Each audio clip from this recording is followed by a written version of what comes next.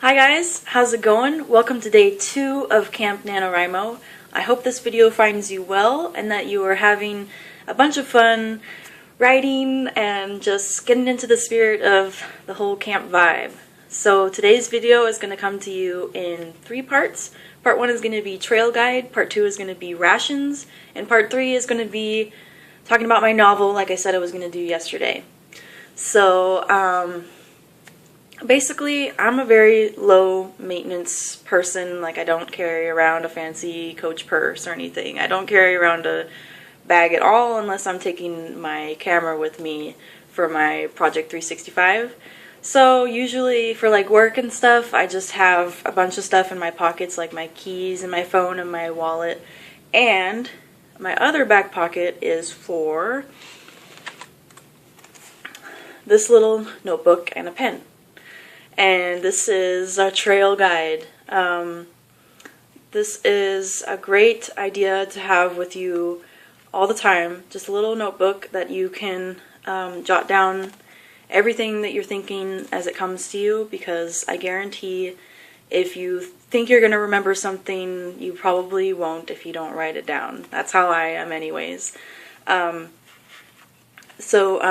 This is just really cheap. Like, I got like 10 red pens for $1, and they're pretty crappy, but you know, I always lose pens, so I didn't want to invest too much money in it. And this was like $1 too, and it opens this way, so whenever I jot down things, I feel like a reporter. So this is like an example of some of my notes, just things that I need to do, ideas, like as I'm observing the world and going around. Like we were driving on our way to the Easter party for my family, and there was a cool road called Abernathy, and that's become the name of one of my towns in my novel. So, you know, just kind of jotting down things as they come to you. I also like to kind of use this as a to-do list, and also kind of keep track of the medicine that I'm on right now and kind of the symptoms that I'm experiencing.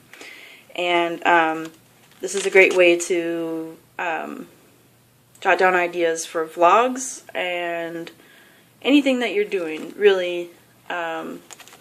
Notebooks are a writer's best friend, obviously.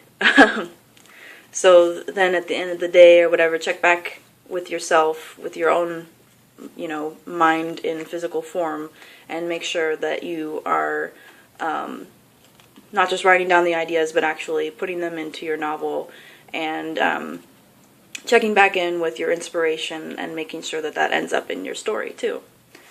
And I also have another notebook, which is this one, which is by my bedside table, and I'm not going to show you the inside because this is actually for when I am sleeping, and I kind of like half wake up, kind of like half lucid dream, and I'll get an idea and I'll write it down, and my handwriting is pretty weird and messed up, and I'm just like instead of straight writing in a straight line, I'll just go like and like write over my own words and stuff, because I'm not actually looking at it.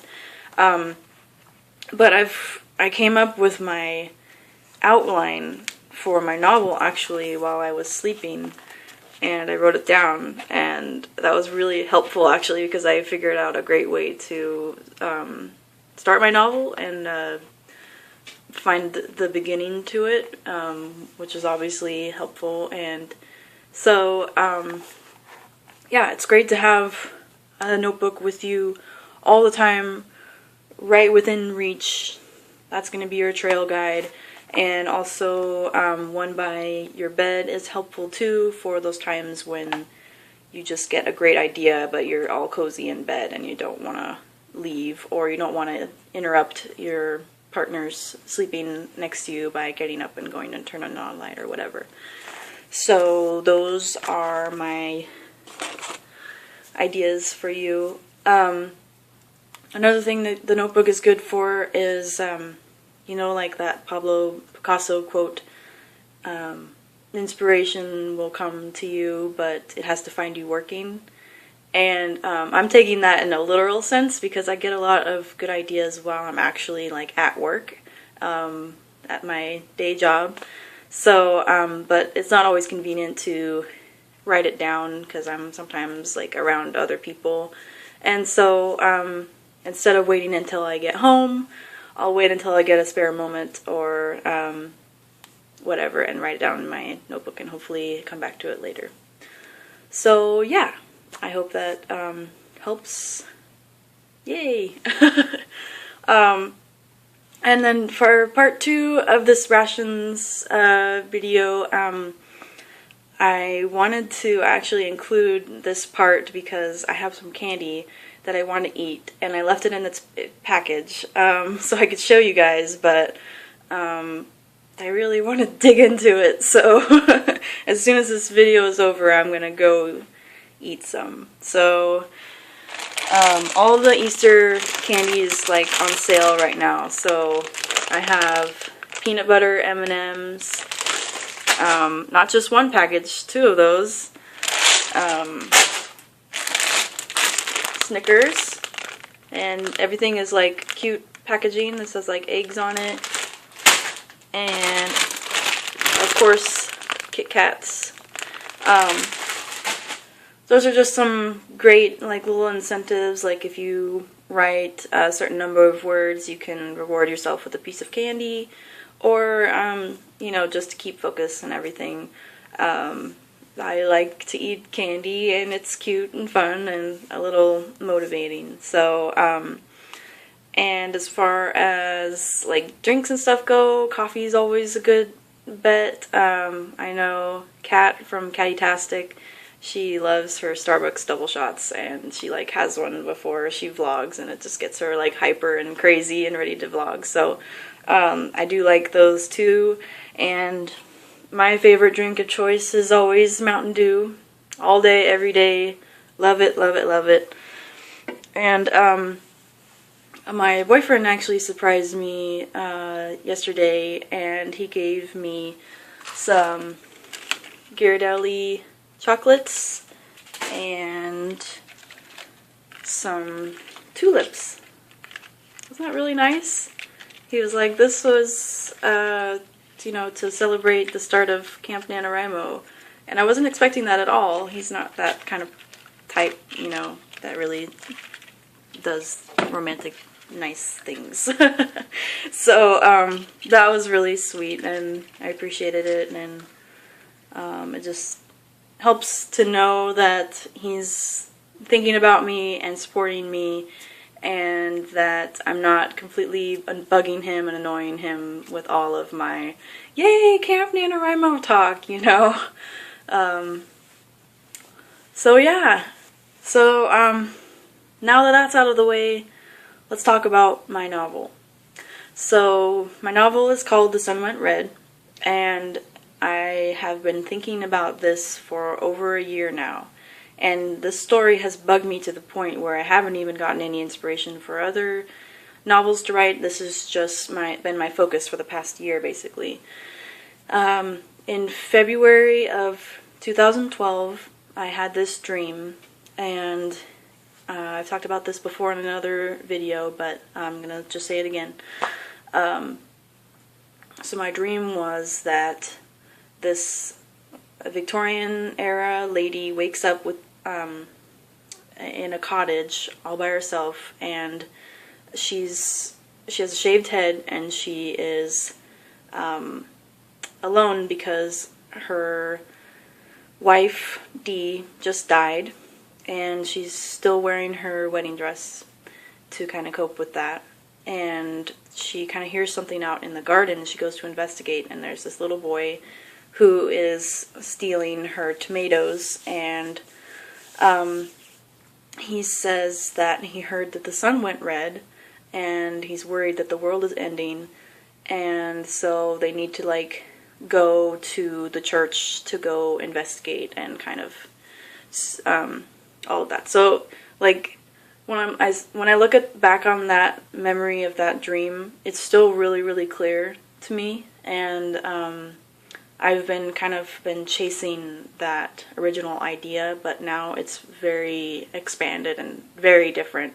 But I still have that core concept in my mind, even though a lot of things have changed, and I'm still trying to stay true to the feeling that I got from that dream, because that was the original inspiration. So I started writing, and I didn't really have a lot of experience writing. I didn't have a lot of dedication. There wasn't any, like, I wasn't really aware of Camp Nanowrimo yet, and sort of like I was just doing it on my own, so it didn't really progress anywhere, but I still thought about it, and so I knew that this was something bigger than I'd experienced before. The fact that these characters were still with me and still bugging me to get their story told made me realize that this is something that I need to pursue. So I started working on it for NaNoWriMo November 2012, and I wrote 50,000 words, and I had a tentative outline, like I knew the story arc and everything, and it was going great. I was writing some kind of disjointed scenes and getting my word count out there, and granted, some things were kind of just like a hot mess of just like stream of consciousness, so it wasn't great writing, but at least I was exploring what was going on in the story and everything. But about halfway through NaNoWriMo, I figured out that one of my characters, Daya, he was just supposed to be kind of like a love interest, you know, kind of way later on. But he started pushing himself to the forefront, and he became my main character, even though he was just supposed to be a side character. So originally I had Adley Gray was going to be my main character, and her wife Dee, and it was going to be about them. And they got married, and then Dee killed herself, and so the story picks up from there, and what Adley experiences, and eventually she falls in love with Daya. But then Daya just like started to, you know, really be all about him, and he falls in love with Adley too, and so everybody's in love with Adley and what's going on and everything. So I actually figured out that where I was starting my beginning before, and all of the stuff that happened after that was the middle of the book, and actually probably like a book 2 in a series, and I needed to do all this other crap beforehand to really introduce this whole plot. So that's what I'm dealing with right now, kind of reeling from the fact that all of this planning is kind of shot, because now I have a different main character, and the story is taking off in like really different ways than I ever expected. So in light of all of that, my plan for this Camp NaNoWriMo is to rewrite the story. And that means that I'm going to start at the beginning that I've just figured out is the beginning. And even though I've written some of those scenes, I'm going to try to go in chronological order and start at chapter 1 and continue.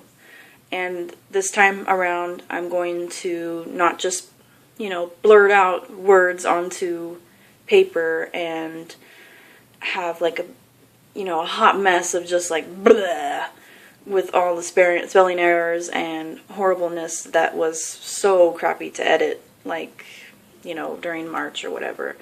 I'm going to write it as if right after NaNoWriMo I need somebody to like beta read for me. Like, I wouldn't be embarrassed to share it as it is right now. Granted, it's a first draft, and it's not going to be perfect the way that I want it, but at least I wouldn't be embarrassed to let anyone else see it. So that's my goal for the writing this time, which is taking a lot more time. It's a lot slower, and yeah, it's kind of a bummer. It's more nerve-wracking because I need to make it semi-okay when it's on the page the first time. So there's a lot more, you know, second guessing, and I've kind of been, like last night, I was like rolling around on the ground and like flailing my arms and kind of just like, oh, I don't want to write, I don't want to do this, because it's a lot harder when you're trying to get it, you know, semi-presentable the first time out there. So, and the last thing I wanted to say was that I keep thinking I know what I'm doing, and I keep trying to plan things out, but I keep getting horrible, evil ideas for things that the characters are doing. And then once I get that idea, I'm like so psyched about it, and I start writing it down. But then it completely screws up the whole plot. Has anybody else experienced that? Like, I've probably outlined the story like maybe 4 or 5 times, and each time something presents itself to where I'm like, yeah, I guess that character wouldn't really do this, they would do this. And then it's like, whoa, mind blown, you know, I need to like completely tweak around my story. And the repercussions for the reader are going to be so intense that I feel like if I include that part in my story, that the reader is going to like want to punch me in the face, just because it's so evil. But it's exciting too, because yeah, well, you don't know what I'm talking about because I can't share it because it'd be really spoilery. So yeah, this video is really long. I'm so sorry. This was supposed to be one of my short videos, but I'm excited that I get to go eat my candy now, and I'm excited that you know a little bit more about my story, and I've realized that I haven't really even told you that much about it. So if you want to leave me a comment below about your story, or ask me some questions that maybe I'll be able to answer in a more coherent way, rather than just, you know, crapping out a vlog in these one-take vlogs that I do. So yeah, happy writing, and do good work. See you later. Bye.